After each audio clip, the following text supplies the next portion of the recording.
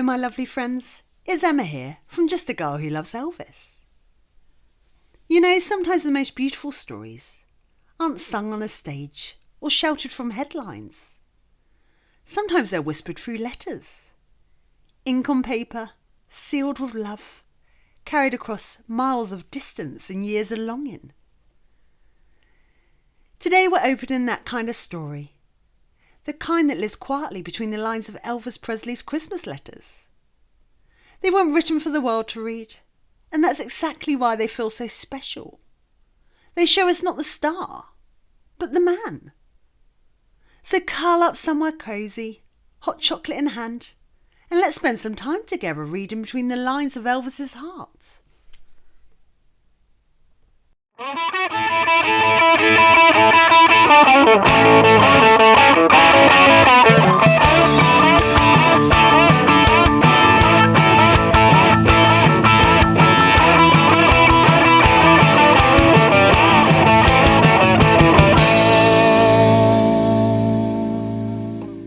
Long before fan clubs and gold records, Elvis was a boy from Tupelo who learned early how much words mattered. He wrote to friends, to schoolmates, sometimes just to keep his thoughts straight. By the time fame found him, he already understood that letters could bridge distance, something that fame, ironically, made harder. That truth stayed with him all his life, and every Christmas when the decorations went up at Graceland, Elvis would reach for pen and paper.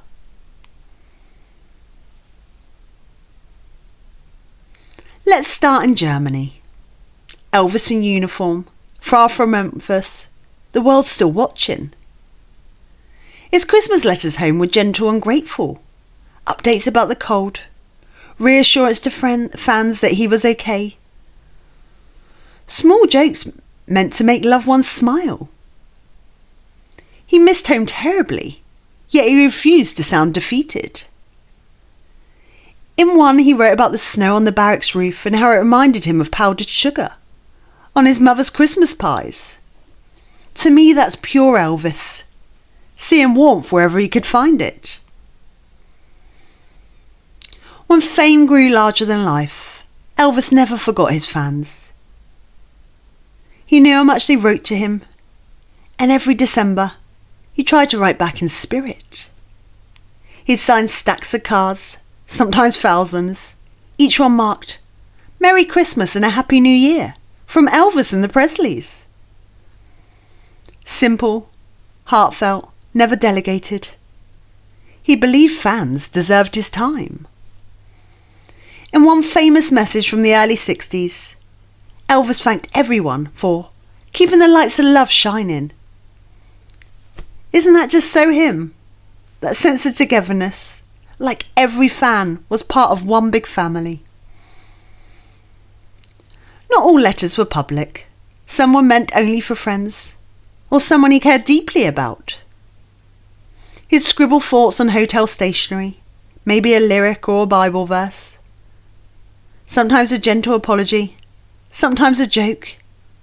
Even in those you can feel the southern manners and humility that never left him. He'd sign them, "Love ya E," or occasionally, "EP." Never pompous, always personal. Many of Elvis's Christmas messages carried verses of scripture or simple blessings. He believed faith was meant to be shared softly, never preached, just lived. One note from the late 60s reads, "Remember, God gave us the gift of love at Christmas. All we have to do is pass it on." That could have been a lyric, couldn't it? It's so Elvis, direct, tender, and full of light. And then there was his humour. He'd write little quips in margins. "Santa better bring me a Cadillac this time." Or, "Tell Colonel Parker I'm asking for a raise." People forget that Elvis loved to laugh, especially at himself. His Christmas letters often balanced deep sentiment with that wink we all adore. When Lisa Marie came along, his letters gained a new softness. They weren't long. Elvis was never one for lengthy essays, but they overflowed with affection. He'd write things like, "Daddy loves you more than Christmas lights," or "Be good for Santa, little girl." Simple words, but every one of them true. Even when on tours or filming kept him away, he made sure gifts and letters arrived on time. Because to Elvis, Christmas was about making others feel loved, no matter where he was.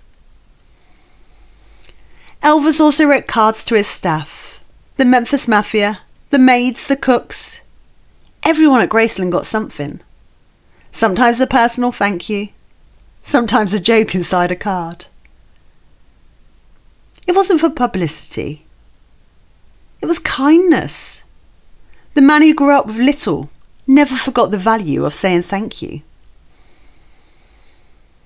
In the 70s, Elvis's handwriting became a little shakier, but his spirit stayed the same. Christmas cards from that era often included handwritten blessings like "Peace, love and joy, EP." Short, sincere and timeless.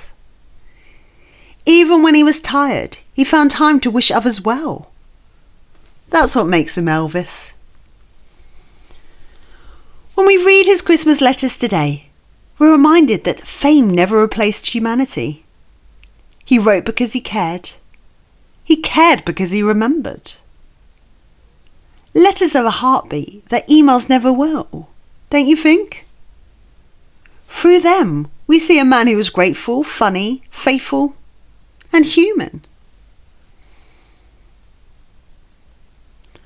So, my lovely friends, next time you hear Elvis sing, "If Every Day Was Like Christmas," remember, for him, every letter was like a hug. He didn't just sing about love, he wrote it. Thank you for sharing this time with me. I hope it's left you feeling wrapped in warmth and a little closer to him.